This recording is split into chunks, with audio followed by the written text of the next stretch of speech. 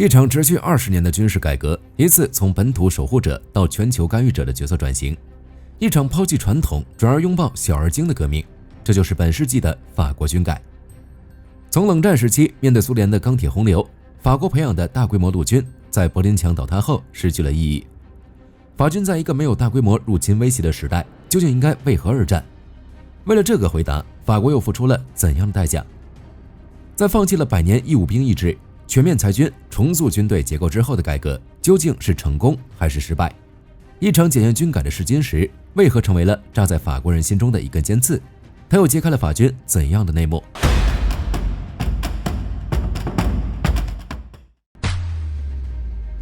作为法军军改的试金石，搜猫行动的成功绝非偶然。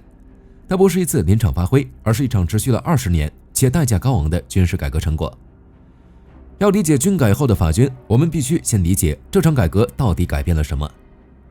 冷战时期，法国军队的灵魂是一支庞大的大陆军，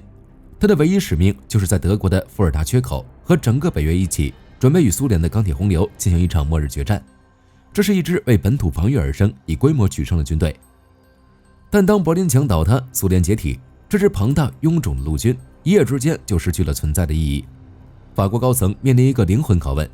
在一个不再有大规模地面入侵威胁的时代，法国的军队究竟应该为何而战？最终，法军给出的答案是从本土守护者转型为全球干预者。这不仅仅是换个口号，而是一次伤筋动骨的战略大转向。其核心逻辑就是用力量投送去取代原先的本土防御策略。为了实现这个目标，法国必须进行一次豪赌，做一次艰难的抉择。法国究竟需要的是一支能保卫本土的庞大国民军队，还是一支能干预全球的精锐远征力量？法军选择了后者。这场改革并非没有代价，法军付出的第一个代价就是放弃了传承100年的义务兵役制，全面转向职业化。这背后是对士兵的重新定义。未来的法国士兵不再是保卫国家的公民，而是一种高技术、高投入的军事资产。他们必须精通复杂的武器系统，并且能在接到命令的几小时内就登上飞机，飞往地球的另一端。而在大名鼎鼎的搜猫行动中，那些如同精准打击的特种部队和外籍军团就是这种思想的产物。此外，这场军改的第二个代价就是对军队的结构进行模块化重塑。一支庞大的陆军师是无法塞进运输机里的，因此法军抛弃了传统的师旅级大编制，转而将所有力量打散，重组成一个个即插即用的联合兵种战术群，也就是 GTIA。 这些模块化的单元就像一个个战术工具箱，打开以后里面什么都有，可以根据危机的大小和类型快速组合，空运部署。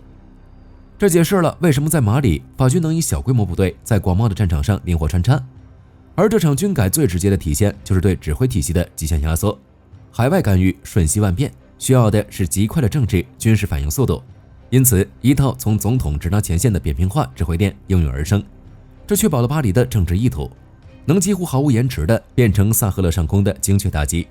所以法国搜猫行动的辉煌本质上是法国用数量换质量，用规模换速度的战略选择的集中体现。它打造出了一支高效迅捷的快速反应部队。然而任何选择都有代价，当法国将所有资源都倾注在这根毛的毛尖上时，他们似乎忽略了一个最基本的问题：支撑起这支军队的体系是否牢固。那么这支军队的体系究竟有多脆弱？答案就藏在搜猫行动的每一个细节里。让我们回到2013年的战场，揭开这场法军完美战争的真相。这场行动的核心目标有3个，第一个就是挡住极端武装的攻势，保住首都；第二个则是收复北方所有失地；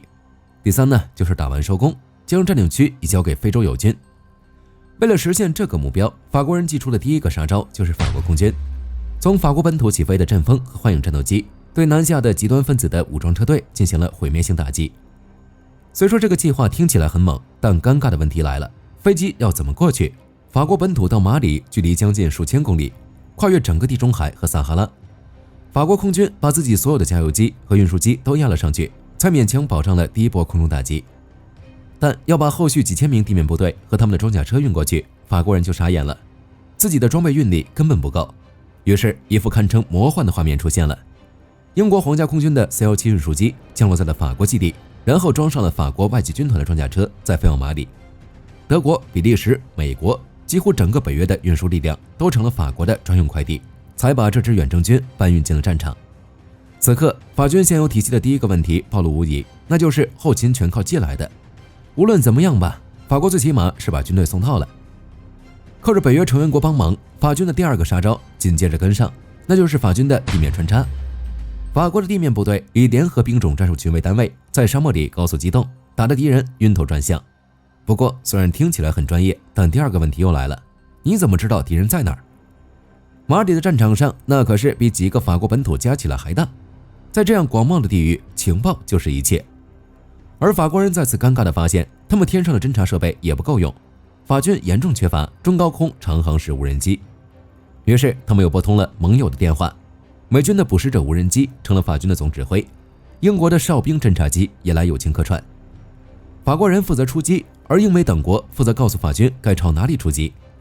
此刻，法军的第二个弱点也被证实，法军就连眼睛也是借来的。这下子腿是借的，眼睛也是借的，那法军自己的拳头总该够硬吧？这就要说到法军的第三个杀招了，那就是法军版的精锐突击战术。外籍军团和海军陆战队的老兵驾驶着 AMX-10RC 轮式侦察车和 VAB 装甲车，在短短3周内就收复了所有大城市。听起来是不是法军势如破竹，犹如神兵天降？但风光是风光了，代价又是什么呢？法军最致命的问题也就此浮现了，那就是法军的装备已经落伍了。扫猫行动中出现的装备，无论是 AMX-10RC 还是 VAB 运兵车，都是上世纪70年代的产物。在2013年，这些战场老爷车的装甲脆弱的就像一层铁皮。行动的第一天，一架同样服役了几十年的小羚羊武装直升机就被敌方地面火力击落，飞行员当场牺牲。法国士兵是用自己的血肉之躯在为这些老旧装备的性能不足买单。所以你看，这就是扫猫行动的全部真相，一场战术上堪称完美的胜利，却暴露了法国军队在战略投送、情报侦察和核心装备上对盟友的系统性依赖，以及自身装备的严重老化。这场胜利打得越是辉煌，这身国王的新衣就越是被戳得千疮百孔。正是经历过这场扫猫行动，法国人才明白，再不进行一次从头到脚的彻底换血，下一次他们可就没这么好的运气了。扫猫行动的惨痛教训倒逼着法国人进行了一次彻底的自我审视。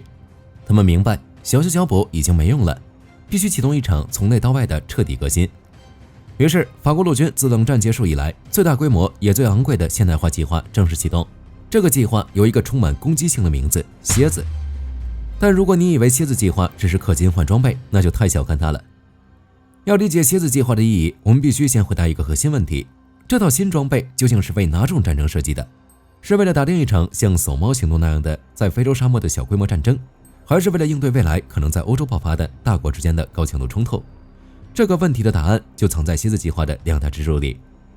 计划的第一个支柱是在硬件上的改革，那就是全面轮式化。蝎子计划的核心是用轮式的美洲豹替换了 AMX-10RC， 同时还替换了部分履带式 AMX-10P 步兵战车，这标志着法军的一线快速反应部队几乎全面转向了轮式化。那为什么是轮式呢？原因在于轮式战车的战略机动性天生就比履带式更强，它们跑得更快，维护更简单，后勤依赖更小，而且具有更轻的重量，也让它们更容易被运输机空运。这每一个优点都精准地打在了扫猫行动中短腿和后勤难的痛点上。可以说，蝎子计划更换的这套硬件就是依靠扫猫行动中总结的经验量身定做的，它的 DNA 里刻满了快速部署和远征干预的基因。但如果只是这样，对法军来说也不是什么大问题，大规模更换装备的事儿又不是没有过。但不同以往的是，蝎子计划的第二个支柱暴露了法军改革的野心。这个支柱就是软件上的革命，即战场网络化。蝎子计划的核心投资之一就是一套名为 SICS 的战场协同信息系统。该系统由法国 ATOS 公司开发，旨在将所有作战单元连接成一个实时信息网络。这套 SICS 系统说白了就是要把法国陆军改造成一支适应现代战争的信息化军队。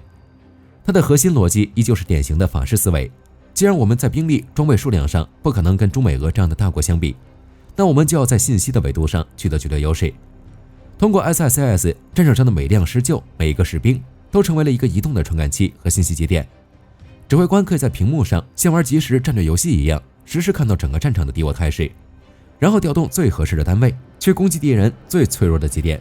这种用信息优势去弥补数量劣势的战法，才是蝎子计划真正的杀手锏。所以你看，这就出现了蝎子计划最核心的一个矛盾，它的硬件及轮式化车体天生就是为了打非洲那样的非对称和远征战争的，但它的软件那套 SSS 网络系统却又是为了应对欧洲战场那样需要高效协同的高强度信息化战争。不过也难怪，蝎子计划是于2014年正式启动的，它的构想还是源于扫猫行动发起的那场非对称战争。但就在同一年，谁也没想到乌克兰危机爆发了。随着克里米亚被吞并，欧洲地缘政治巨变，大国冲突的阴影又再度重现，这使得蝎子计划在后续的发展中被迫不断增加应对高强度冲突的元素，比如为施救和美洲豹就增强了更强的火力和防护。至此，一个深刻的疑问就此浮现：蝎子计划所构想的那套引以为傲的网络优势，在对手强大的电子干扰和饱和炮火下，还能发挥作用吗？所以，从扫猫行动的千里奔袭到蝎子计划的全面革新，我们看到的是一场持续了20年、成果斐然却又隐患重重的军事改革。它的成果是什么？毋庸置疑，法国成功地打造出了一支欧洲乃至全世界范围内反应速度最快、干预能力最强的远征力量。这支军队专业、精锐，拥有强大的空地协同能力和一套先进的战场网络系统，在应对中低强度的地区冲突、执行精准的打击任务时，它是一把无人能及的利器。但它的隐患也同样致命。这场改革本质上是用持久力换反应速度，它缔造了一支优秀快反部队，却削弱了法军持续作战的能力。那么，我们最刺激的推演来了：如果把这支经过蝎子计划升级后的法国陆军原封不动地搬到今天的乌克兰战场，它会对俄军造成什么样的影响？火力军觉得，在战争的初期阶段，法军可能会打出令人惊叹的表现。一个装备了施救和美洲豹，并且由 SSS 网络系统完全连接的法国联合兵种战术群，在战术层面上几乎可以碾压当前编制混乱、协同不畅的俄军。法军强大的战场感知能力，能让他们像打游戏关了战争迷雾一样，精准地找到俄军的指挥部、炮兵阵地和后勤节点，然后用精确火力予以清除。在小规模的交战中，法军会打出极漂亮的交换比，但如果战争进入持续数月的消耗阶段呢？法国军改的短板就会被彻底暴露。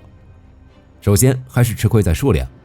法国陆军的总兵力不过11万人，能投入前线的重型装备，无论是勒克莱尔坦克还是凯撒卡车炮，数量都相当有限。这点精锐扔进乌克兰那个巨大的绞肉机里，可能连个水花都溅不起来。其次是工业产能，乌克兰战场上炮弹的消耗是以每天上万发来计算的。法国的国防工业体系虽然完整，但早已转向小批量高技术的模式，根本无法支撑如此恐怖的消耗速度，弹药库很快就会被打空。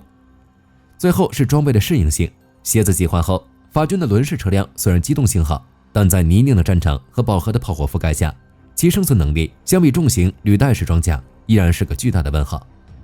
所以火力军的结论是，一支法军的精锐部队或许能在局部对俄军造成降维打击，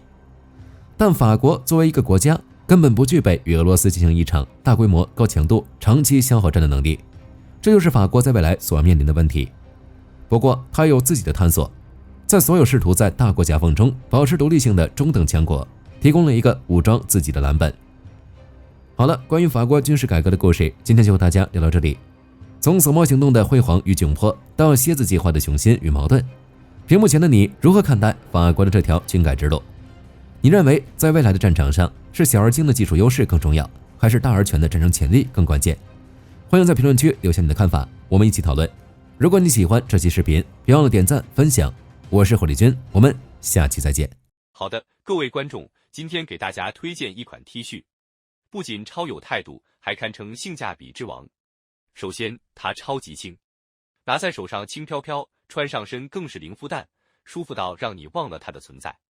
其次，面料具透气，就像会呼吸一样，就算在外面跑一天，也能保持干爽，彻底告别黏腻感。最关键的是，价格真的让我惊掉下巴，仅需很少的钱，你就能拥有这份清爽。质量和舒适度绝对远超这个价位，闭着眼入都不亏，多买几件换着穿也毫无压力。链接已经给你们上了，这种宝藏 T 恤手慢无，赶紧去抢。